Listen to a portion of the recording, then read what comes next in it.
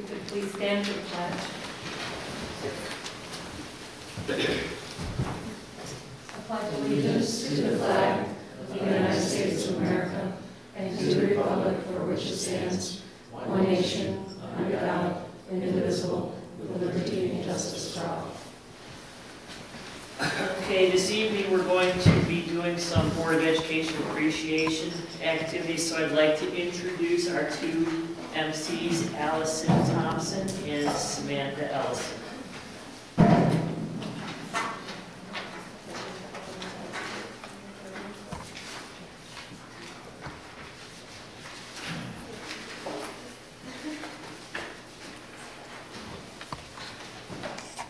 We're happy to be here to help thank the Board of Education for your services and your dedication. Hi, I'm Allison Thompson. I am a senior here at UK. I am Vice President of National Honor Society, and I'm President of our senior class. I'm Samantha Ellison. I am part of National Honor Society, and I am the secretary for my graduating class. I would first like to share a short video of all the faces of some of the children who will benefit from your time with us.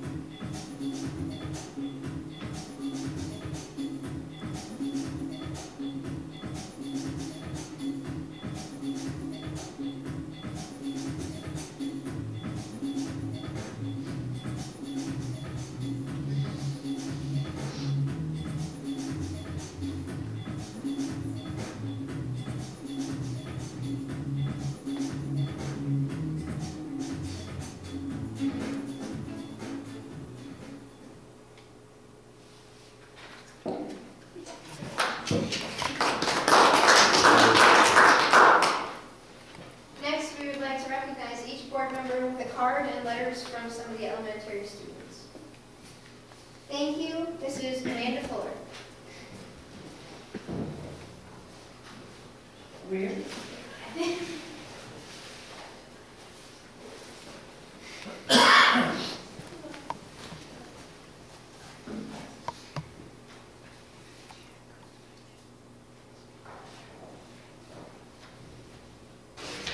Wow. Thank you. We didn't have the envelopes. Mr. Christopher Averill. Thank you, ladies.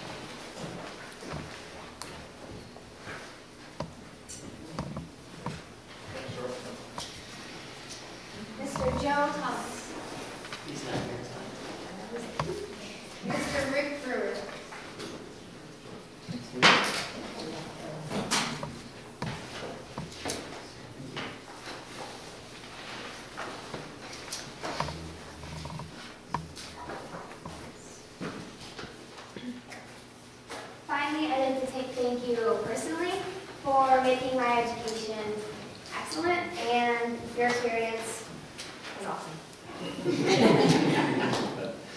Thank you, Allison.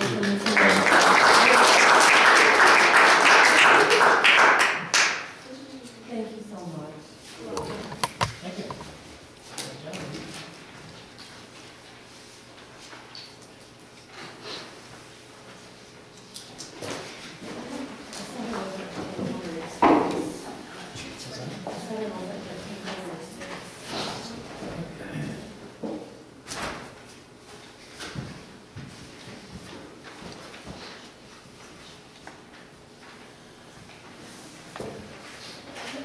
Stationery packets that you have are handmade by Kay. Thank you. Very nice.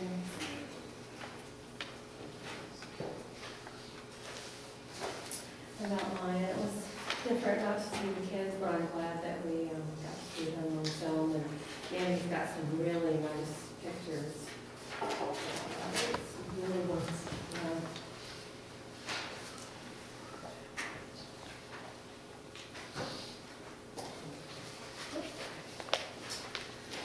So, we have,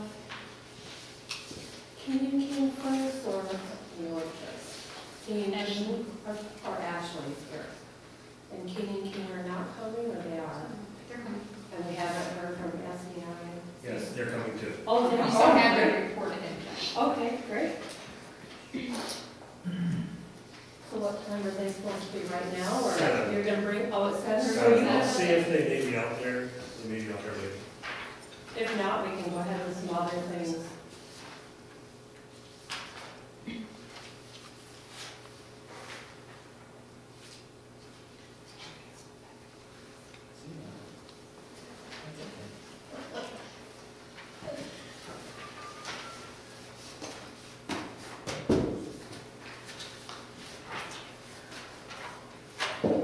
So while we're waiting, are there any board member issues?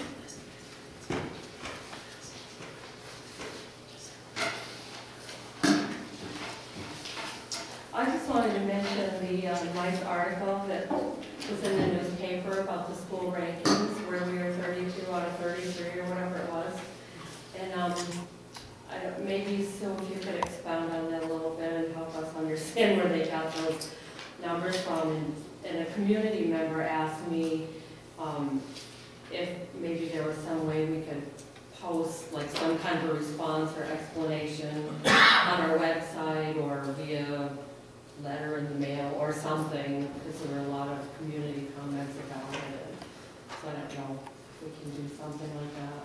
I mean, the bottom line is down to that no one should have been overly surprised when we saw our state test scores. They were atrocious, they were abominable. I can't say, when we got them. And that's basically what that article was rated the districts on. It did not look at the full picture of your school report card. It didn't look at graduation rates. It didn't look at the diversity of kids we sent colleges to. It looked at test scores 3 through 8. And we did fall, at the bottom of the barrel on the majority of grade levels in ELA and math last year.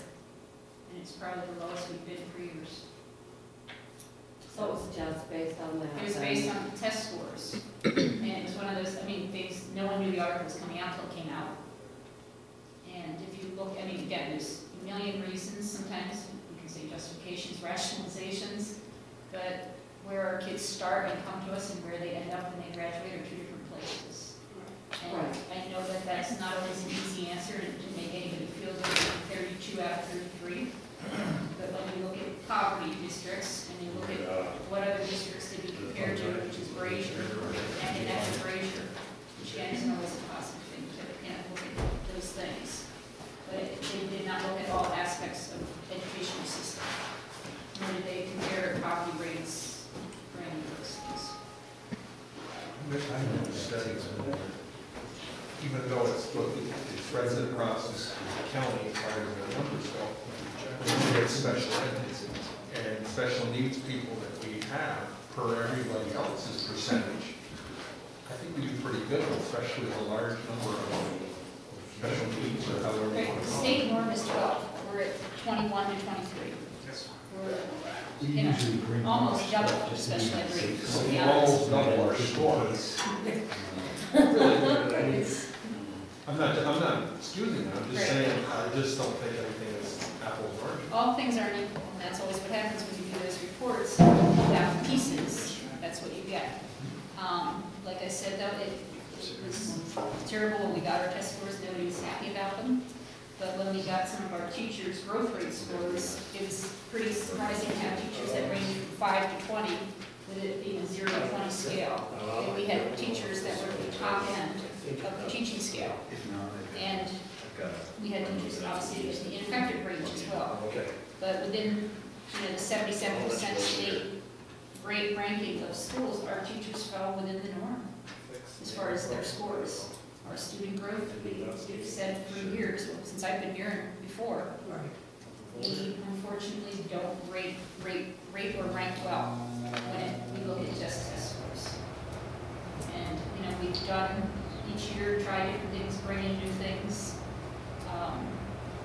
At one point we had top, 4 or 5 years ago, top math across the board. Last year, we had 2 out of all of our 3rd graders pass the math test. It's, really sad. We were using the same curriculum, same books, same. But, the tests don't always compare from year to year. They change the standards. Sometimes they're, tests from one year to the next doesn't compare. So, That's typical So state. there weren't any ineffective ratings. Developing was our lowest, and About 5 is five. in development. 5 was? Okay, I'm sorry. Just Okay. wanted to be Thank you, I on the appreciate record. that. Well, Is there any way that recalculates the score if we took our percentage of special ed kids to 12%? Is that possible? We just see where we would be if we were. if we had 12%, you mean? Yeah, How do you pick out which ones you use? no way to do that. When we're looking at some of our class, and even back to our AIS rates, we have, some of our classes have 85% of our kids get academic intervention services. That's not necessarily the case in Kingston Cluster. And when you rank just even locally, we have a diverse, different population. And Surprised the state hasn't taken into consideration of your percentage. that's never taken into consideration. That's strange. The wealth ratio, none of those things are taken into consideration. Now they're starting to break it out more by, racial means, by diversity, boys, girls, those type of things. But this is like the first time that they're starting to really truly break apart and put like students and score them together, which we'll start to see when they're students, just how our teachers got their growth scores. There's no law or state law or anything that says the percentage of special ed students. We're not breaking the law to have 23%. We're well above the laws. Again, what you do is say you can't come to school here. We won't, that's the really hard part that we deal with. And, sometimes I think we've been accused of being too generous with our special ed. But when they test at certain levels, we can't deny that they don't deserve the service. And the whole purpose of special ed is to level the playing field. Obviously, we're not leveling it too much because we're not putting tests out of the park. I hate to think that we would be more concerned about what our test scores are and by getting rid of people that need services and basically leaving them behind to score better. But then we see that all the time. We had a family that, they lived here and they moved to district back and forth. Every time they left us, they were declassified. Every time they came back, they were classified. Left us declassified, came back classified. And it was really sad, but there are districts that will stay under the 12%. Really? Yeah. And that means that if they're 20 in one school and 12 in another, somebody's somewhere. Right. At the same time, Chris, I think you should have sent an email that tell my sad story, but it's a true story. I was in one of our new kindergarten teachers' classrooms, and she got a new group of students who had not gone through pre-K. And there was a group of 4 working at a table, and I go to help them. They were doing numbers, and they had to count the picture, put the number to it. And there were 2 of the 4 boys just couldn't do it. And I said, did you see numbers up on the wall in there? And they looked around, I said, look at the blue block. The kids said, block. The other one went blue.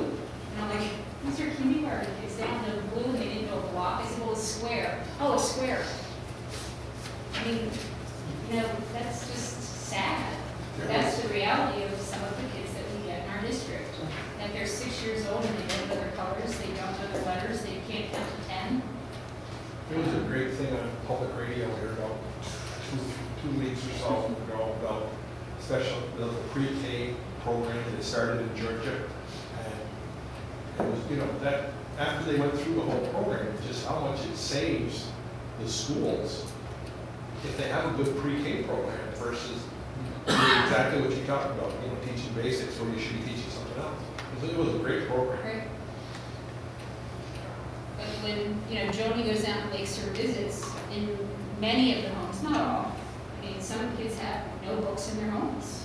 That hasn't changed. And for some of them, you know, they're at such a disadvantage starting school. We don't always think of those, you know, things. I mean, we can rebut it, but some of it's true. I mean, that's where our scores were.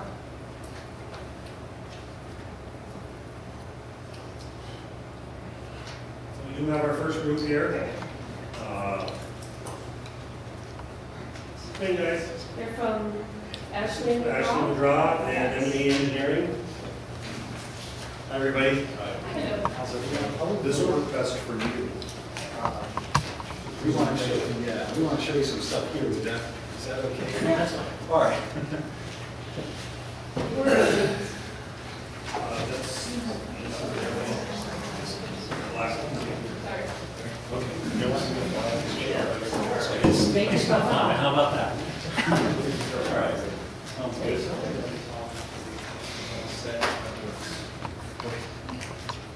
All right. Good evening, everybody. Good evening. It's nice to see everybody tonight. Congress out there. It is. It's that time. It's past. Yeah. I'm Nick Signorelli with Ashley McGraw, and let me do a couple introductions. So first, my partner Ed. It's great to have Ed here because, you know, he's really, I call it a conduit to the community. He's really good at getting the projects passed with the voters, and it's a real good skill he has. And then this is Bruce Knapp. Bruce is our engineer, and in my opinion, Bruce is the best engineer in New York State. So it's good to have him on our team. You want Clarkson? Uh-oh. Am I supposed to? Yeah, that's a trick question. RAP, UB, University of Buffalo. All right, we got our reputation now. He really wanted to go. My son's thinking of going to Clarkson. There you go. Or engineering in New York State. All right, so a little bit about Ashley McGraw. Ashley McGraw, we're about a 40-person firm in Syracuse, New York. And, you know, we're educational architects. We do schools and universities. We work for students. Now, at the firm, I run the K-12 studio. And my entire career has been doing schoolwork. And it's been a great journey, quite frankly. I really enjoyed it. And because of that, there's things that are second nature to me at this point, and that is the state education department. I understand the state education department. I understand their foibles, their rules. We know how to put schools together. We know school construction budgets. That's really important. And that varies by region too, right? If you're down in New York City, it makes a difference. I will help you maximize your school aid. That's very important, especially with budgets the way they are now. So I have a wealth of experience in schools.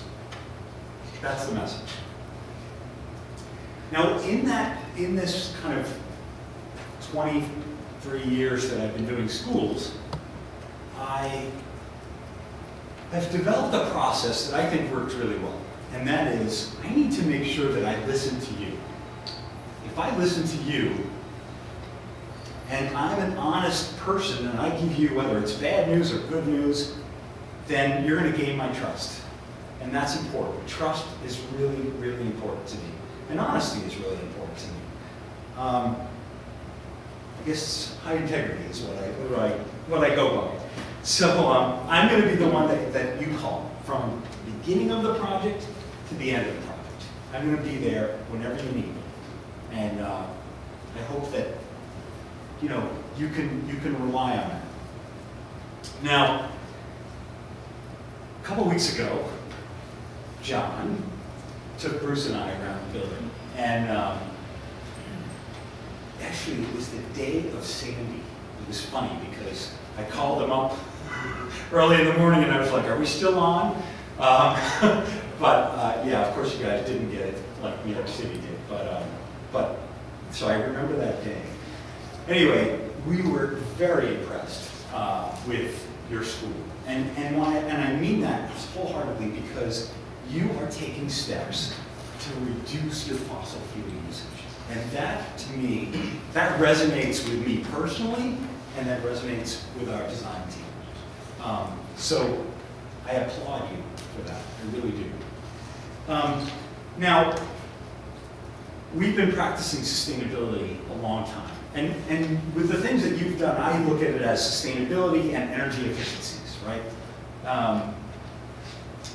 And we've been practicing sustainability for many, many years. But Dave Ashley, who started the firm, started looking at passive design strategies back in the 70s. So I want to show you two projects, okay?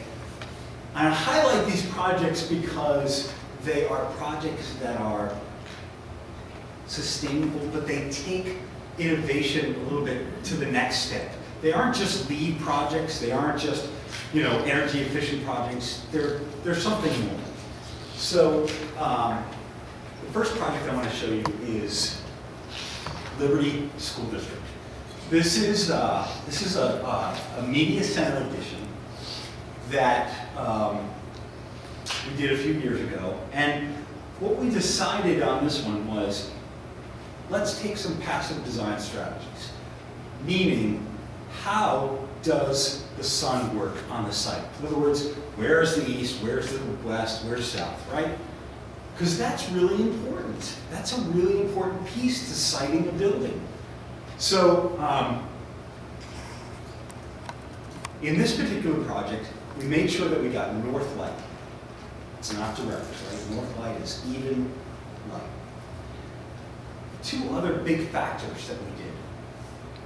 Made sure that the envelope of the building is really airtight, okay? And provided abundant insulation, more than the code, okay? That combined with solar panels like you have on your biomass building made this the first net zero energy building in New York State. The first. How did we do that? Now, net zero energy, what does that mean? That means that the building makes as much energy as it uses over an annual basis. That's really important to us. Now, the next project is similar, but we took a little bit different spin. This is Altmar Parish, Williamstown Media Center Edition. It just so happens to be a Media Center Edition again. But, again, solar panels to make regenerative energy on site, right? Harvesting the sun's energy, that's what we wanted to do.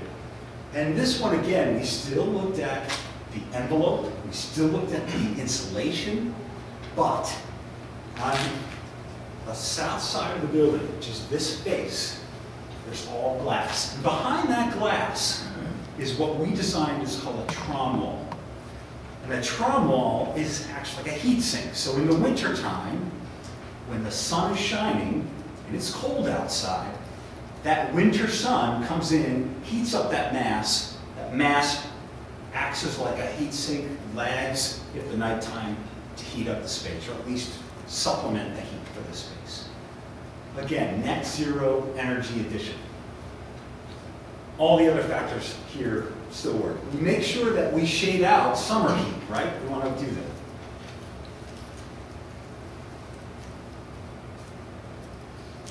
As I look at the scope that you are considering, and that John took us around. Can you do the next slide? Sure. I looked at the scope and I said, okay, for me as a tool, I put it in a spreadsheet. Now, okay, spreadsheet, who cares, right? But this is a great tool for us to work collectively. And that is, first I say, okay, is it site work, or is it architectural, is it electrical? Okay. I give it a specific number. I say, okay, what's the scope? What's the I touched it, that's why. Yeah. What's the solution? See? I talk with my hands, so that's how, what can I tell you? Yeah. What's the description? Because if the best way to get a project through without issues is to make sure that we have good communication. So what's the description? What's the hard cost? What's the soft cost? What's the incidental costs of that project? And what's the project cost? Is it Excel-able? Okay? And that helps us cost out the project. Now, There you go. now, this is a drawing that, again, helps us with the cost. So John said, okay, we've got a parking lot over here. We've got to get the buses and the cars not to mix. So, you know, look, we just sort of came up with an idea and said, this is how we're going to separate the cars. They drop off the kids, and then the kids can go right into the school. Get the buses in their own loop.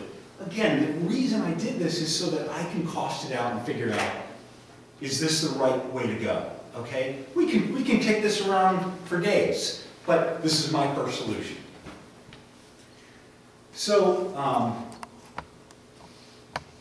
the key is communication tools. That's what I want to make sure I get across. How about you, Bruce? What are you going to talk about their project and their efficiencies? Absolutely. Just a little bit about ME Engineering. We've been just entered our 20th year in business. We have 180 employees. Makes us the largest consulting engineering firm specializing in mechanical, electrical engineering in upstate New York. So what's that mean to you all? What it means is, such a large firm, it's given us the opportunity to work with 100 different school districts throughout New York State. So we've garnered all that experience working with the Board of Education, Buildings and Grounds, and as importantly, New York State Education Department. Also, having such a large business allows me to have a team of engineers that are dedicated solely to K-12 schoolwork. All they do is K-12 schoolwork. They know the engineers at State Ed on a first-name basis.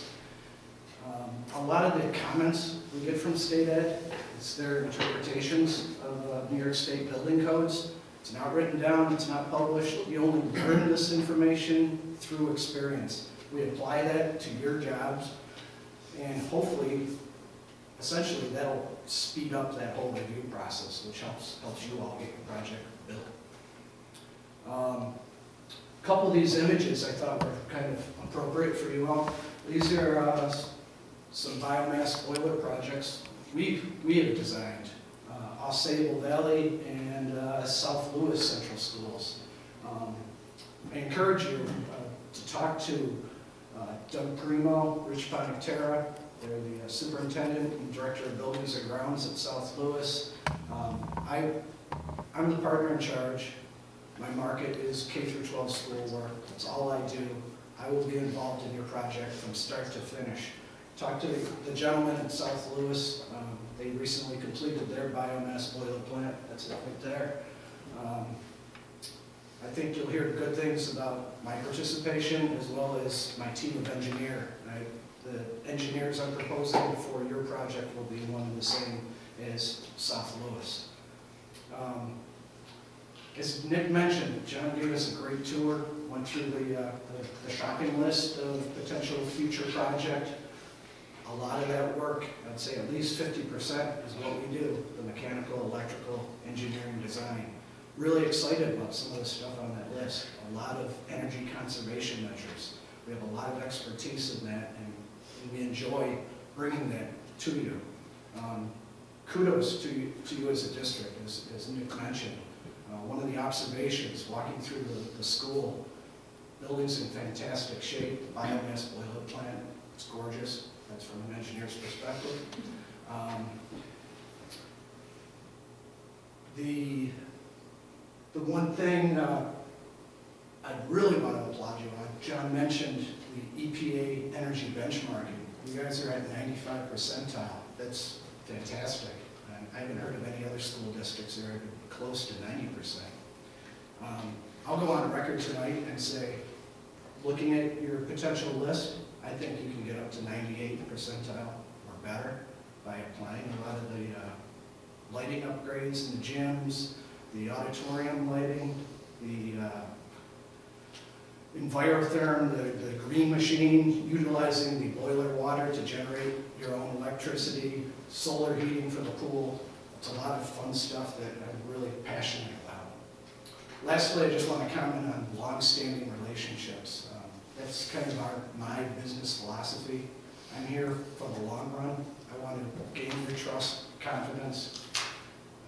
Rochester City Schools, I've worked with them for 20 years, done over 200 projects. Like I said, 100 different school districts. I'm really hoping that you guys could be the next one on our resume of K-12 schools. Thanks. So the next thing I kind of looked at is the schedule. And I said, okay, here's how I think this can work.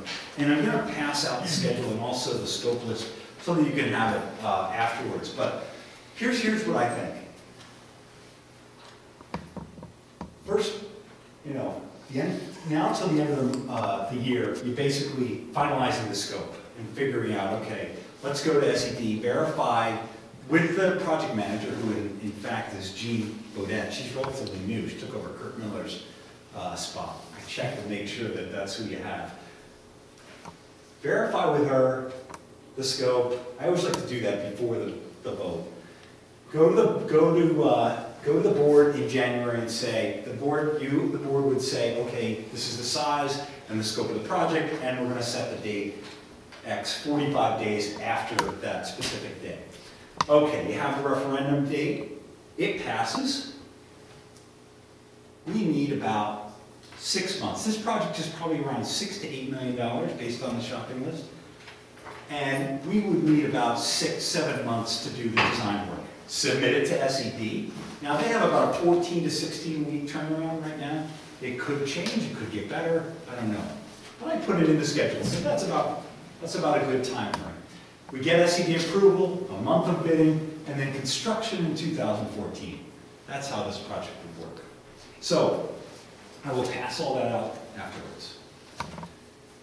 Ed, can you share with us some ideas? So, thanks, Nick. I'm Ed McGraw, and so I'm the greater guy in the group. Nick and I have built our practice on doing New York State schools really well, and I've been doing them for over 30 years. And that, we're working with people in communities just like yours, and what that allows us to do is guide you through this process. You don't have to worry about stuff. We know how to take care of the details. We'll just leave the really hard work to the board, which is making decisions. And that is hard work. I mean, we do what we do really well. Now, one of the things I've learned to do, what I actually enjoy and am good at, is guiding you through the whole SED process, as Nick said. We know the people, the procedures, and making sure we maximize the aid. When I look at the project on these lists that Nick has put together, it certainly seems to me that this project should be 100% aidable, and it should have zero impact to the local voters. But you've got to pay attention. I mean, that's going to happen if we do Excel, and we do Excel well. So remember, I mean, there's the ABCs of Excel. You're one of the few that have any of that money stashed away. God bless you. So remember, it's 75% of this project has to fall in one of 5 categories approved by SED. So we're going to be going up to SED, as Nick said, and telling them, this is in this category, this is in that category. Carl Thurnow, Gene, are you okay with that? So it's either has to be a physical expansion, an energy project, an accessibility project, a health safety project, for an educational technology project. And I've done this with lots of my clients. I know when I look at that list and I look at what we've got, there's no reason that we don't pay attention that we can't have this 100% aided with zero impact to your taxpayers. And the other thing I enjoy with this slide is, I love a slide with my mouth open, by the way. It's really great. I really enjoy getting the vote passed, and that's what I'm going to do here with you folks. And it's actually fun for me because I like to engage with you and your community, figure out what's unique about this place, figure out what is needed in this project, and really develop sort of an honest and consistent message to communicate it. And I have a whole plan, we should do this and this and this and this, but I just want you to know that together we will get this vote passed. And let's face it, if we don't get the vote passed, we don't go on to the next step. So that's an important gig. Now, let me just summarize a little bit. I don't like that slide, I don't want it to touch the board, so I've now got to do two things at once. Let me summarize what we bring to the table. We bring a lot of experience doing schools, and we can guide you through the whole process. And that experience is SED. We have outstanding cost estimating and budgeting capabilities. We've been doing this a long time. We have the ability to put down and execute a tight schedule. So at the end of the day, we're going to have a project that's on schedule, within its budget, 100% aided with no tax impact to the voters. Now that's important, but I think that that's, in a way, what we're doing. I think that's a minimum bar. There's something else here that's really intriguing to me, and that is that you've demonstrated a mindset to be innovative, to think about how you can use less fossil fuel, how can you be more energy efficient. And I think there's some synergies, because we've done, I think, the most advanced thinking on that of any firm in the Northeast and maybe the country. We have net zero energy schools, we have super efficient buildings, we have alternative energy strategies. So for me, I've got a finite amount of school projects left in my career. And for me to find people that are like-minded and work with them, that's a real bonus. I like that. That's worth getting up in the morning and going to work. And I think the last reason why you should hire us is I think you should hire us for the people that we are. My partner Nick's going to lead this team. Now, Nick has a long list of fiercely loyal clients. I quizzed Nick on the way up here to say, you know, we have a list of questions you might be asked. And so one was, you know, tell us who would give you a bad reference. And Nick looked at me and said, well, I don't think I have any. His clients are so loyal to him. I think Nick's a really talented architect, and he's going to lead our team. I think the reality is they can trust him. He does what he says. He's honest. As he said, he's high integrity. And that's who he is. That's who we are. That's how we built our business. And I want to, just close to say, we really want this job. We want to work with you. And I think we'd be a really good fit.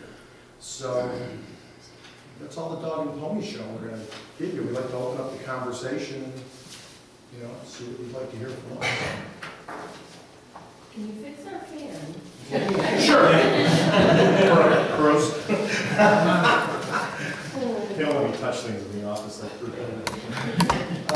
Where would be a good place for us to sit? Let's You want us to stand? We'll stand. That would be Yeah, this way. Yeah, that's fine. Well, from an energy cost reduction point of view, where do you see our biggest cost reduction would be the list of projects that you saw? Well, certainly I think the list that you've put together is really great, especially the lighting. But I mean, there's probably pieces that would be hard to do without some testing, and that is like the envelope tightness. We would want to, if you really want to see where your heat loss is, that's one way to tell. And that could be done, through a blower test. Building was built in '89, I think you said it was, right? So, that wasn't a big thing back then. I mean, they weren't really thinking that way. And it's kind of the evolution. Actually, a lot of architects still aren't thinking that way. But We are. Yeah, I'd like to do, I agree with you, because I think that the building envelope would be fascinating to get into, because you've done a lot of pretty sophisticated things. I'd like to know where the air's leaking out. That's what I'd really like to know. And like when we do these net zero buildings, we start from the opposite end. I mean, we try to get the envelope like airtight, and we model the amount of insulation. Then we move to how we get free sun energy, then to alternative energy. So I'd like to start back and look at those things. I mean, your payback is beyond, you have a zero payback. It's immediate payback on your funding structure. So it opens up a lot of doors to what you might look at. I think from the engineering side, real simple is lighting. We've got T12 lighting over the bus garage. That's a no-brainer. It's probably a 3-year payback right there. The theatrical lighting, maybe going to LED style lighting for both the theatrical lighting as well as the house lighting. Would save a lot on maintenance costs, replacing those old incandescent lamps. The pool lighting, there's a metal halide in there. There's new technology out there, and we still have to meet the Department of Health regulations, 50-foot candles, but there's newer technology to make it easier to maintain, yet use less energy. It'd be nice to think what we could do with daylighting as well. Yeah. That's depending on the orientation of certain places. And could we install some daylight harvesting to sort of throttle things down when we don't need the lights on? That's a gut reaction of not diving into DPI.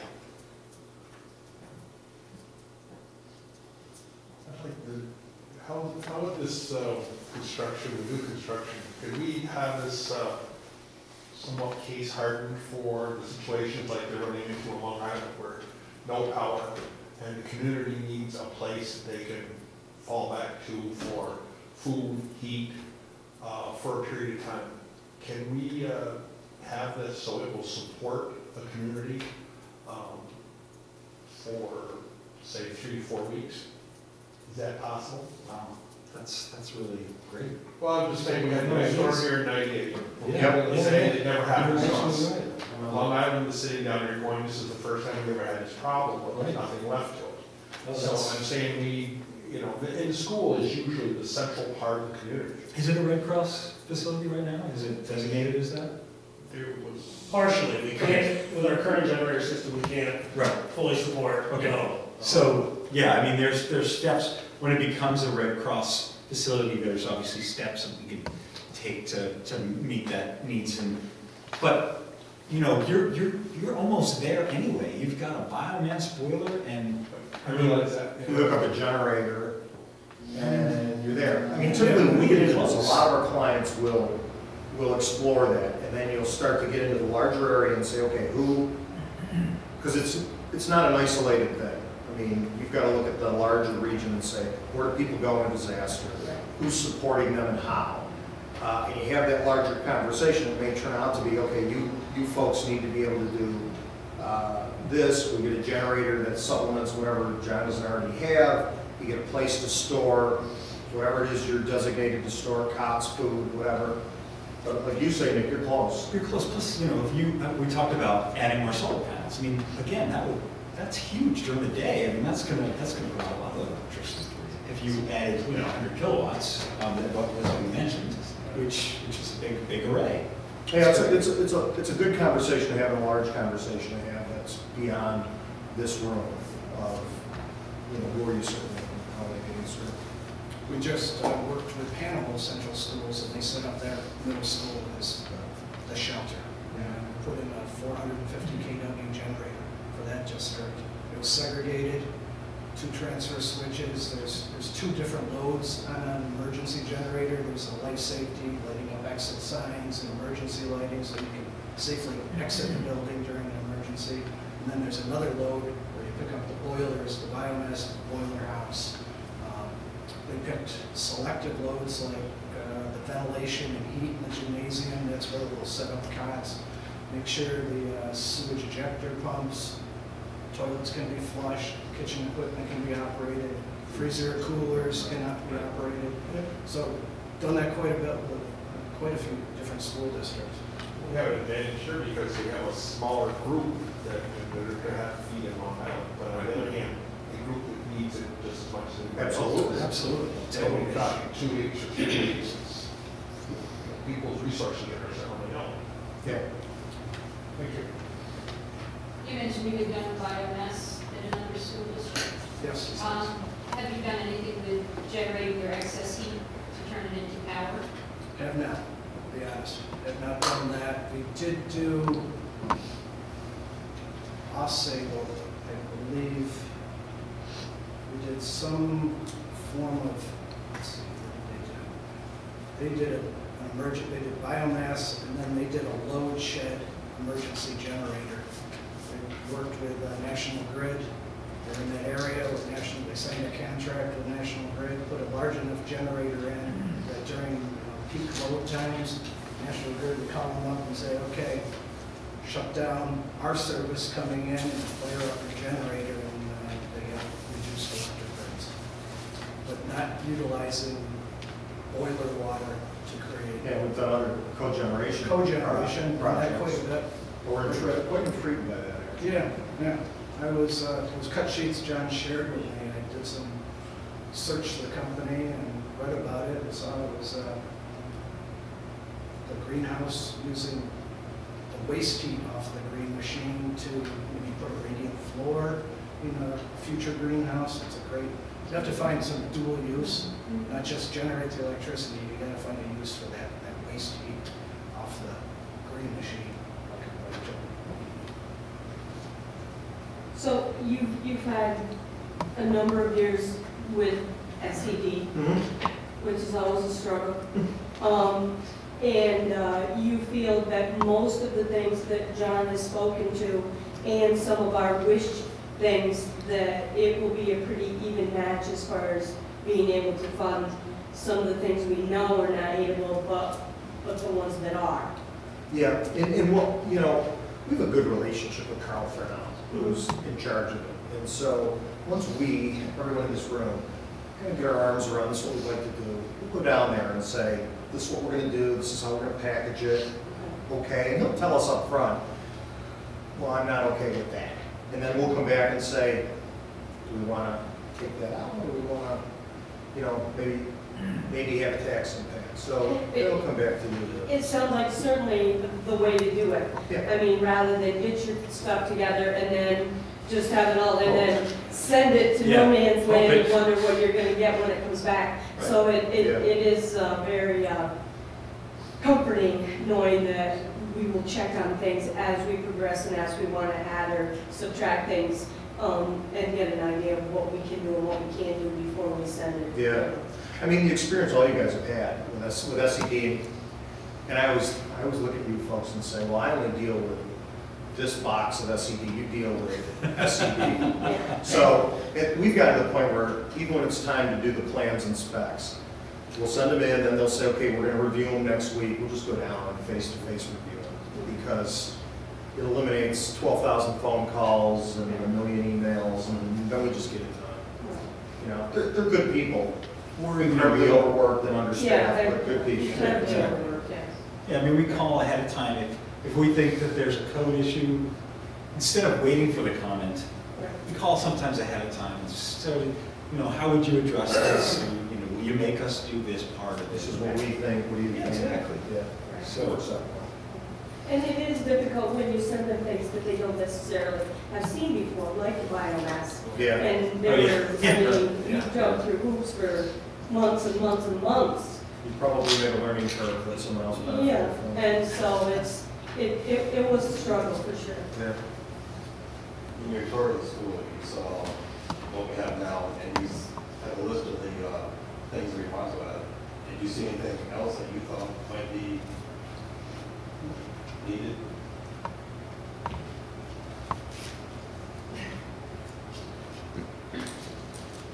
The emergency lighting, you know, you have an emergency generator on the list. I think John pointed out some of the emergency lighting is within the classrooms. Perhaps those systems could be upgraded to meet today's code. I saw a few things, I mean, just, again, well, because I understand construction and how things are working, you know, we're talking about changing out some lights maybe in the corridor in certain spaces. you know, the ceilings themselves, I mean, you might want to replace the ceiling tiles at that point, because once the contractor gets up there, he's gonna mess it all up. And so, you know, it's an easy sort of, so it's things, you look for how the contractor's going to access things and what he's gonna touch. And then sometimes you add a few things on top, because instead of like putting the tiles back in when the contractor's in, like, geez, they really look bad now, you know. So a minor thing, but John's got a grasp of what's going on. There's Yeah. no question about that. We go to school sometime and it's like, whoa, who's driving the bus? You know, but Yeah. that's not the case here. This is, we're very close. I think there's one energy conservation measure that you might want to, could perhaps tackle if you haven't already. The classroom occupancy sensors that controls the classroom lighting. There's also an option where you can tie it into the classroom unit ventilator. If the room's not occupied, close the outside air to have no need to heat that fresh air. We tried to get that, I tried to get that in the last project, and they said the SCE would approve it. Really? They told me.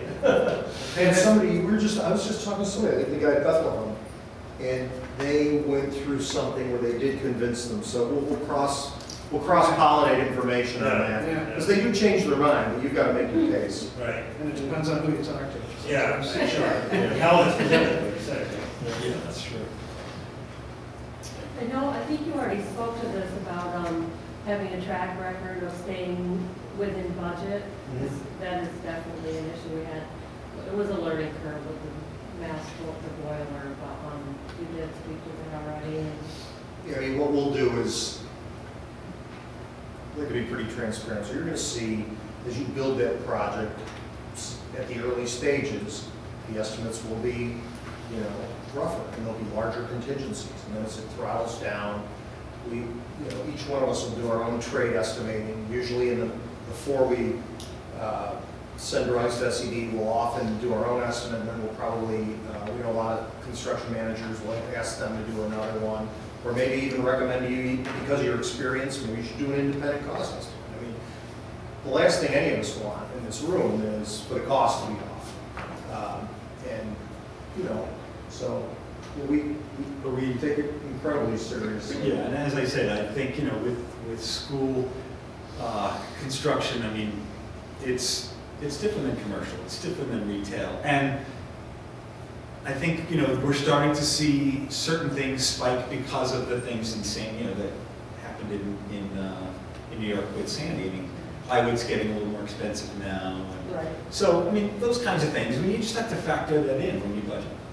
We retain like a historical log of other school projects. Not only our own cost estimates, but the actual bid tabs that come in from those projects. And then we try to make notes on, okay, it was a biomass boiler job, or it was 30 classroom unit vents that were replaced under the project, and we stash that on our computer network and use that to go back to do our own independent estimate, and then we go back and kind of cross-reference to make sure, okay, yeah, we're That's the experience factor, and you've got to have experience doing that stuff.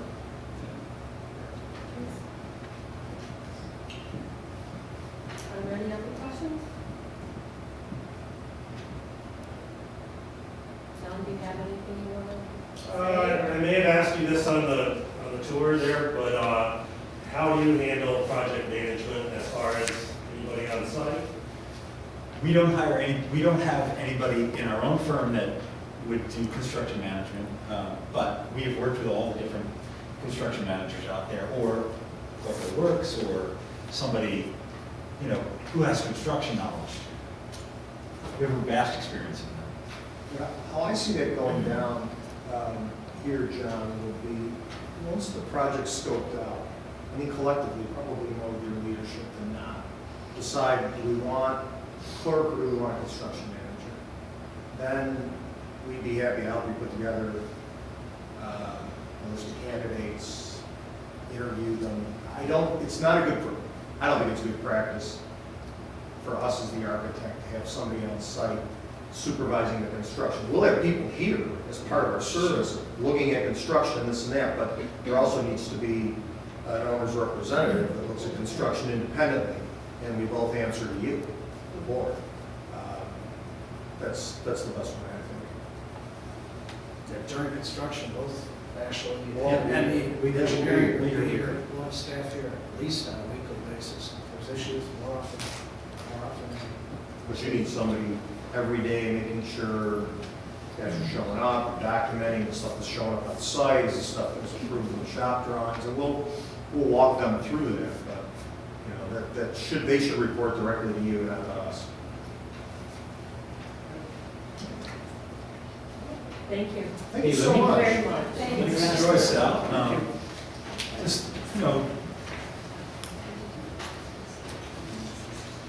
Thank you. something you can read later or read while everybody else is getting anything.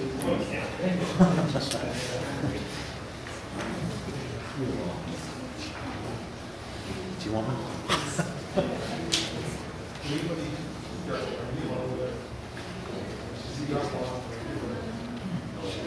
You need another one? Nick, you got one more? Oh, yeah. Actually, I'm running low, but I just took my last one, so. Uh-oh. We have a copy. You sure? Yeah, we do. We'll make more We copies. You got it? we'll make them. Okay, thank you. Thank you so much. Thank you again. Pleasure to meet with everyone. Thank you. Thanks, everybody. This is yours. We got it. Okay. Have a safe trip. Yeah, it's, Thank you. Tell them next week they can't take that down, see what they say.